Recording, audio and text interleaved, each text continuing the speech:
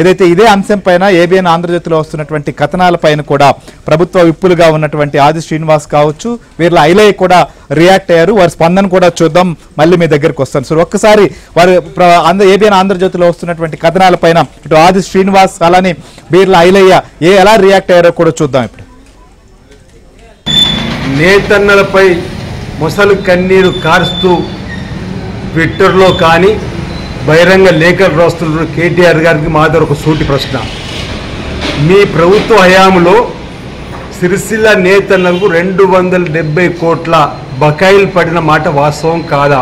మా ప్రభుత్వం రాగానే ఇప్పటికే 2 విడతలుగా నేతన్నలకు డబ్బులను విడుదల చేసి నేతన్నల పవర్లు పరిశ్రమను ఆదుకోవడానికి మీరు చేస్తున్న ప్రయత్నం మీకు కనబడలేదని అడుగుతా ఉన్నాం. మీ లబ్ధి కొరకు బతుకమ్మ చీరలను ఇచ్చి 4-5 మాసాల తర్వాత పని లేకుండా చేసినటువంటి మీరు ఆ స్కీమ్ పేరిట బతుకమ్మ చీరల వైపు మళ్ళినటువంటి ఆ పరిశ్రమ ఇతర పాలిస్టర్ కాటన్ను ఉత్పత్తి సమయానికి ఇవ్వలేక గతంలో ఈ సిరిసిల్ల నుంచి కొనుక్కోపోయేటువంటి మధ్యవర్తులు ఇతర ప్రాంతాలకు వెళ్ళడం వల్ల ఈరోజు వస్త్ర పరిశ్రమలో వారికి ఆర్డర్లు లభించలేని మాట మీ నిర్ణయం వల్ల కాదని అడుగుతా ఉన్నాను.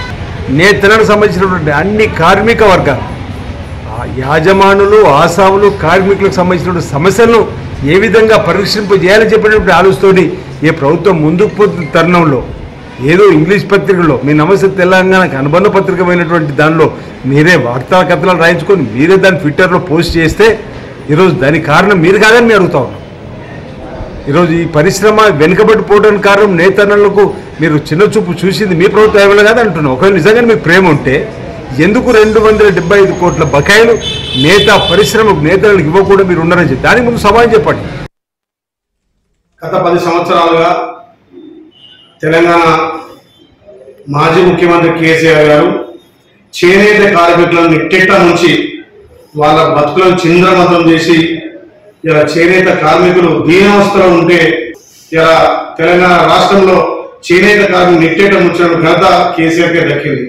బడిపిల్లల యూనిఫామ్ కానీ హాస్టళ్లకు సంబంధించిన కానీ వాటన్నిటిని ఉత్పత్తి చేసి గోదాములో సరిగ్గా నిల్వ చేయకుండా కనీసం హాస్టళ్లకు కానీ స్కూల్ పిల్లలకు కూడా సప్లై చేయనటువంటి కేసీఆర్ ప్రభుత్వం పూర్తిగా 130 కోట్లను నిర్వీర్యం చేసింది. చేనేత కార్మికులు వాళ్ళకు ఉన్నటువంటి 360 సొసైటీలకు 220 కోట్ల బకాయి ఆ ప్రభుత్వం. చేనేత సహకార సంఘాలకు ఇంచుమించు 112 కోట్లు కేసీఆర్ ప్రభుత్వం బకాయి ఉంది. ప్రతి సంవత్సరం గొప్పగా ఎదుర్కొన్నటువంటి బతుకమ్మ చీరలు దాంట్లో సూరత్ వాళ్ళకు పైకి రాష్ట్రాలు సూరత్ వాళ్ళకు డబ్బులు చెల్లించి తెలంగాణ రాష్ట్రంలో చేనేత కార్మికులు నిట్టేట ముంచిండు. కనీసం తెలంగాణలో ఏ ఒక్క చేనేత కార్మికులను ఆదుకున్న పాపన పోలే కానీ బతుకమ్మ చీరల పేరు మీద ప్రతి సంవత్సరం 350 కోట్లలో 200 కోట్లున్న కేసీఆర్